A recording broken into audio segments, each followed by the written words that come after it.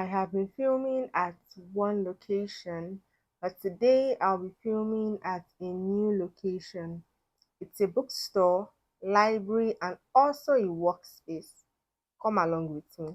In the past 6 years of being an entrepreneur and a business owner, there is so much that I've learned, and there are certain skills that I've acquired in order to be a good business leader.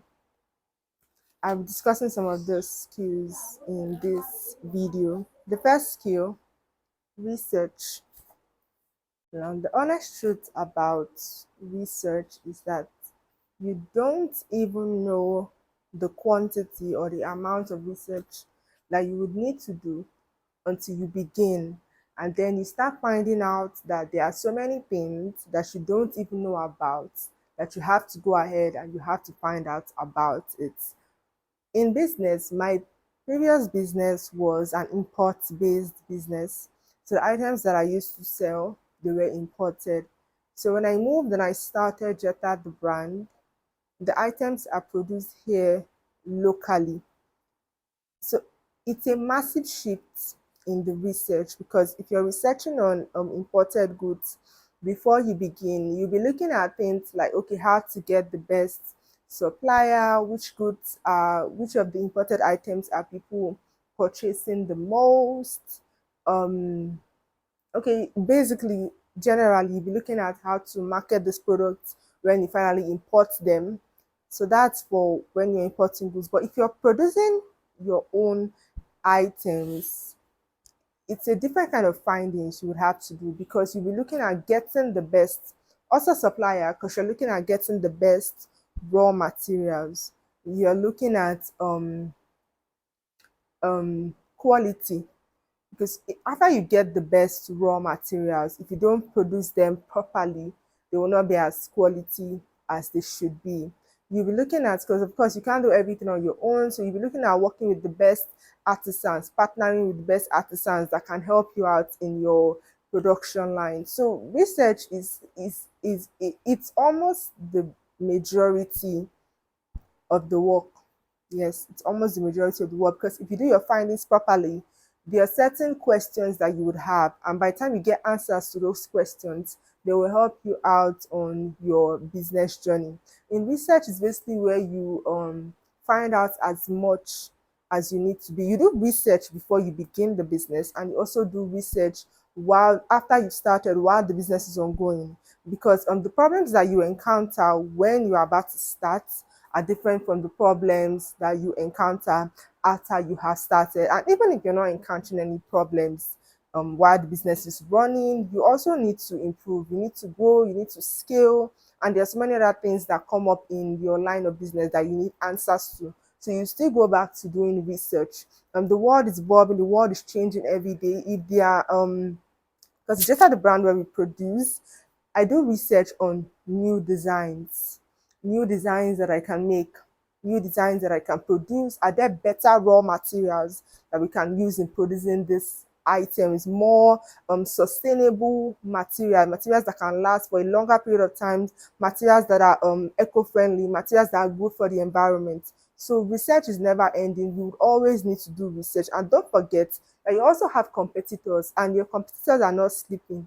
Your competitors are not they're not even wasting any time, and they're not going to show you any message. So you need to do your research so that you can keep improving on your business, you can keep improving on your brand, you can keep improving on your company to offer better products or services to your customers. That's the only way you can grow.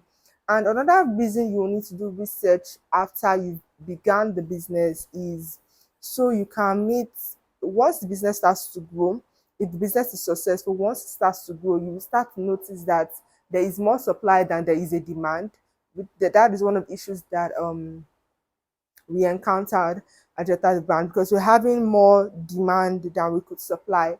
So I had to go back to the drawing board to figure out a way in which we can be able to meet up with the demand that we're getting in a good time frame. Yes, so research is done before you begin. You need to do as much research as you can to know if this is a business that you would succeed in. You cannot be 100% sure before you start, but if you do proper research before you start, then you can be able to weigh your options. There are some businesses that are too risky. There are some businesses that certain people will not succeed at because of location, because of finances, because of support, and because of the limited knowledge that they have about that business. So yes, it is so important that you do research before you begin a business, and even during the course of the business, you will still need to do research so you can stay up to date and so you can stay on top of your industry, because one of the primary goals of every business is to be at the top of their industry. If you're not aiming to be the best in your industry, then I mean, what are you doing? So research is one of the skills that I've had to that I've research is one of the skills that I've had to acquire during my course of being a business owner. And you never know how rigorous research can be until you've started and you see that, oh my God, there's still so much I need to learn. And research comes in different forms. You can sit on your bed and scroll online and do as much research as you can. Research is basically gathering as much information as you can about a certain topic, about a certain field. So you can sit on your bed, go online, and do as much research as you can on that topic. As much as doing your research online is great, there are certain research that you would have to do in person. You would have to get up, leave your house, and go outside and do a proper market research. You would have to do a survey. Again, reproduce. So you would have to feel the raw materials. You cannot know the feel, the texture of the raw materials from your bed.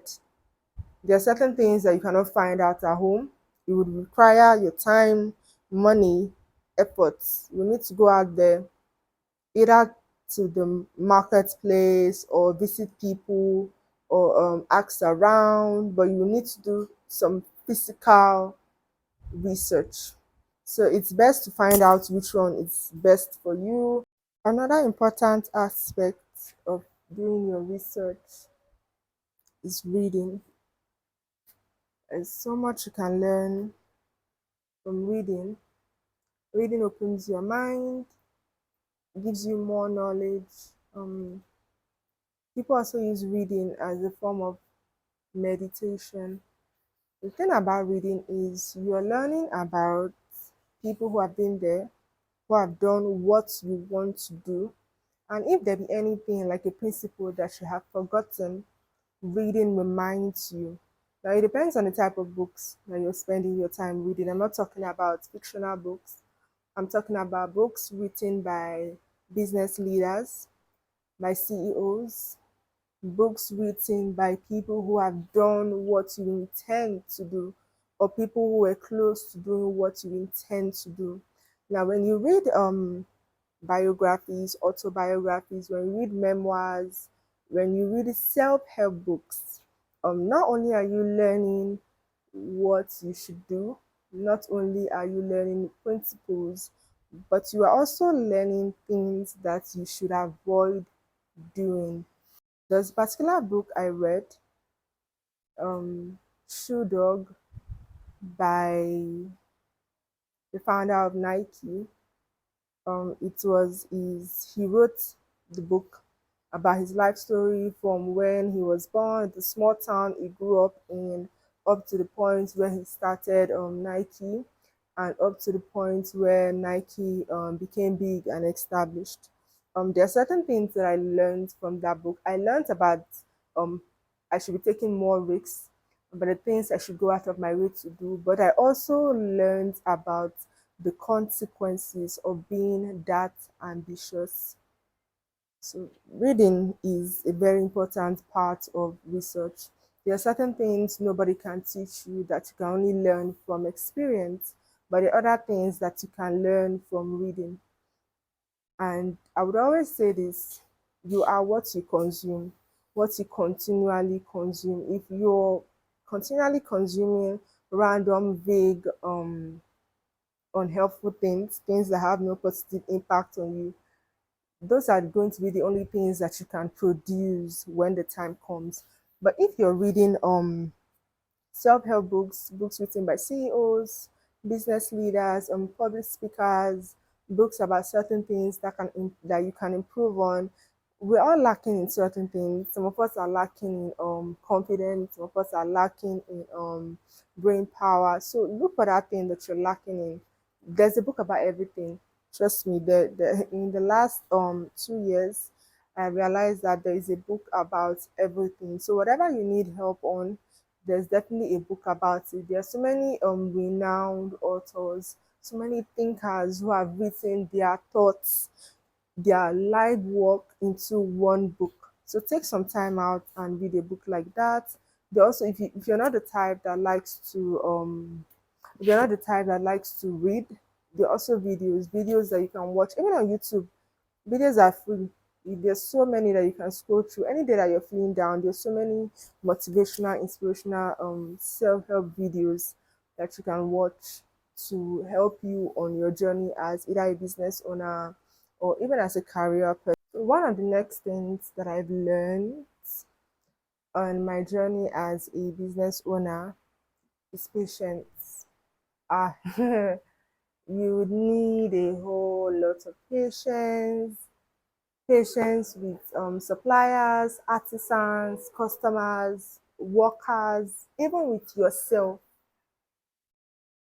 You would also need to be patient with yourself, trust me. So, patience is one skill that I have learned in the last couple of years. Every year, my level of patience increases because it's necessary. The amount of people that you come in contact with as your business begins to grow, as you begin to scale, it increases. So if you're dealing with so many people at a particular time, you need all the patience you can get because there is no way all your customers are going to be perfect. There is no way all your workers are going to be perfect. There is no way all your suppliers are going to give you 100% every time. There is no way you're always going to get the best materials. Mix-ups can happen.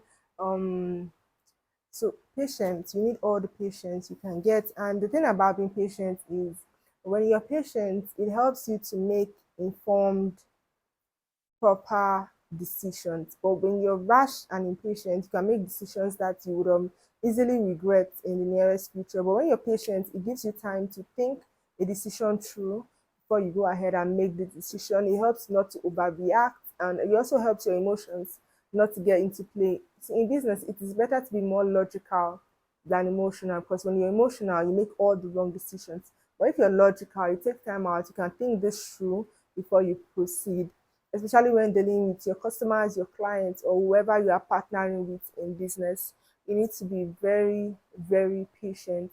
Patient helps you to think things through, which also helps you to make right, proper decisions. The third thing I've learned as a business owner is attention to detail. Whether you run a product based business or a service based business, it is important that you pay as much attention to detail as you can because if you're not noticing certain things, the honest truth is that your customers, your clients are going to be noticing these things. For a product based business, it starts from your the first conversation, your approach, your replies, the product itself. For us that we produce ourselves, how neat is it, how properly well handmade, handcrafted is the item, the packaging, how neatly packaged is it, how well delivered is it. So in business, every step requires that you pay as much attention to detail as you can. I mean, you cannot be 100% perfect, but you can do your best. I mean, every customer cannot be 100% satisfied. Every customer cannot be 100% satisfied. But the key thing for me in business is to do my best. Yes, to do my best, to the best of my knowledge, to the best of my ability. On every client, my goal, my aim, the standard on every client is to do the best that I possibly can. And if I know how to do better, I will do better. But there are times that I've acted out of ignorance. I accept and I decide that I'm not going to make that mistake again.